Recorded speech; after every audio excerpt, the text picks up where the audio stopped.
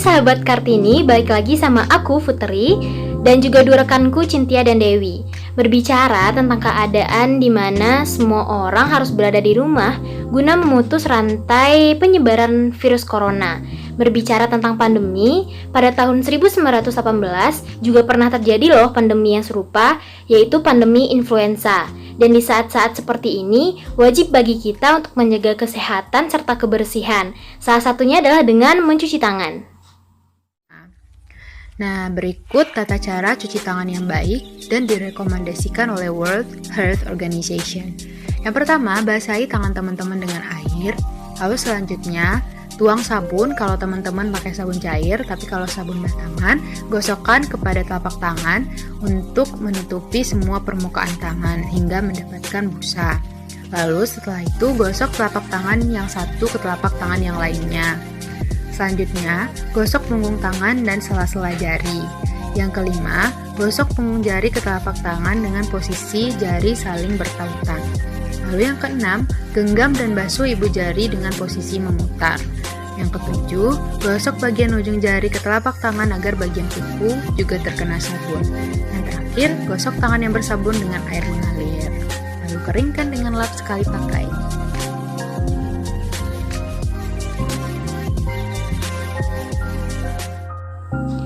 Seperti yang udah kusebutkan tadi bahwa pada tahun 1918 juga pernah terjadi pandemi di penjuru dunia. Tak hanya menyerang benua Eropa, namun juga menyerang benua Amerika, benua Asia, benua Afrika, bahkan sampai ke benua Australia.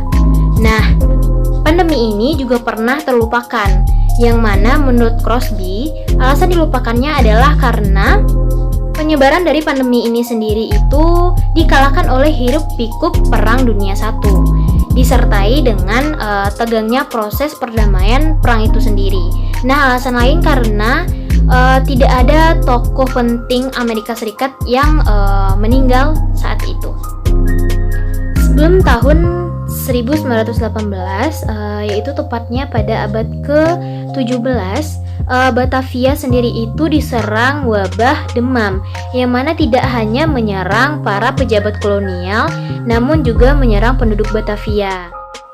Nah, wabah demam ini sendiri kemudian menyebar ke daerah lain di Pulau Jawa. Pada tahun 1846 sampai 1847 terjadi peningkatan terhadap pasien wabah demam ini sendiri, yang menyadarkan para dokter dan para tenaga medis kolonial bahwa penyakit ini bukanlah penyakit yang sepele.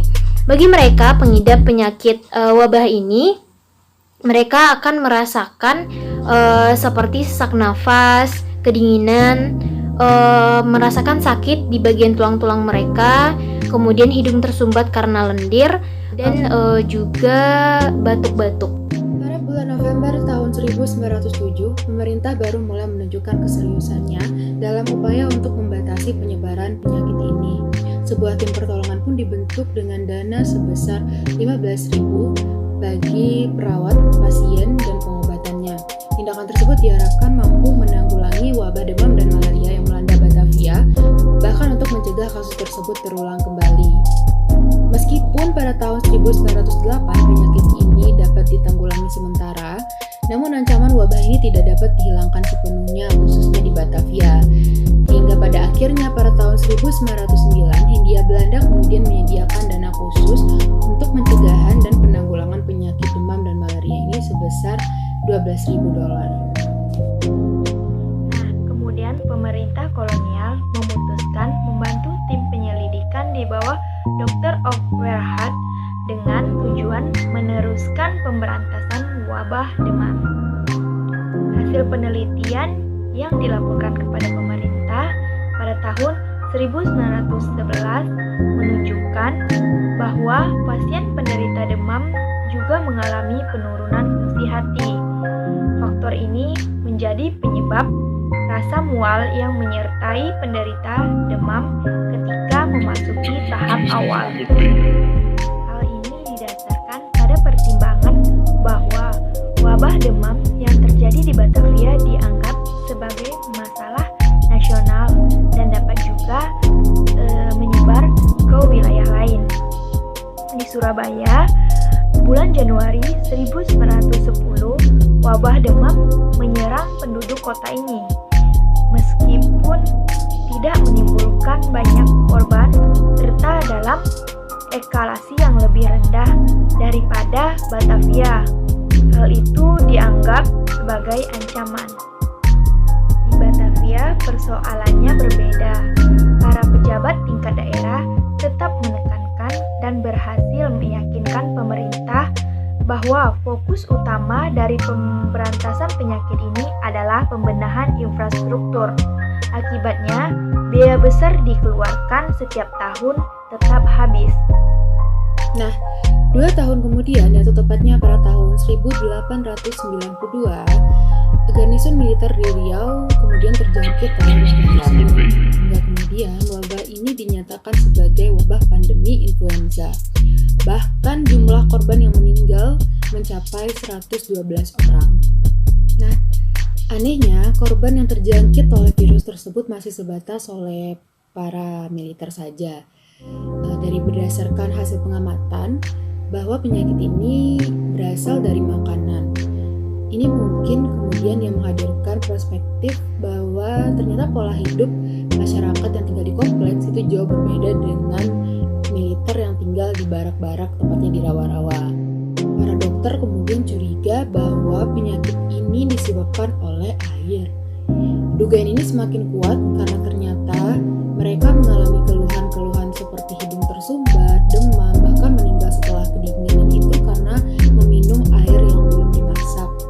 Nah, karena itulah nih, para dokter kemudian mengambil kesimpulan bahwa penyakit ini berasal dari air yang belum dimasak tadi. Belum habis lagi derita mengenai wabah influenza yang melanda, pada tahun 1990-an para ahli menemukan penyakit baru dengan gejala yang hampir mirip dengan gejala wabah influenza. Penyakit ini dinamakan dengan penyakit malaria. Menurut hasil laboratorium, penyakit ini adalah semacam parasit yang terkandung di dalam darah pasien yang dibawa oleh nyamuk Anopheles. Ini berarti penyakit ini disebabkan oleh gigitan nyamuk. Ternyata, penyakit ini sudah lama menjangkit di Amerika Serikat dan sudah ditemukan obatnya, yaitu Piluna. Namun, mengingat adanya kesamaan periode bahkan kesamaan gejala antara wabah malaria dengan wabah influenza, para dokter atau tenaga medis kemudian kesulitan dalam menulis laporan. Ini terbukti ketika penyakit tersebut melanda kembali wilayah tersebut, hingga bahkan terdapat kesalahpahaman dalam penulisan laporan. Genangan air yang terdapat di pemukiman kompleks penduduk juga dianggap sebagai sumber utama penyakit malaria. Ini hanya berlaku bagi wabah malaria saja, namun tidak berlaku untuk wabah influenza. Dalam hal ini, Presiden Batavia tidak lagi berani meminta tambahan dana kepada Gubernur Jenderal. Ia kemudian mendekati Direktur Pendidikan, Agama, dan Kerajinannya, yang kemudian menyampaikan kepada Gubernur Jenderal Hindenburg permohonan Residen Batavia kemudian dikabulkan.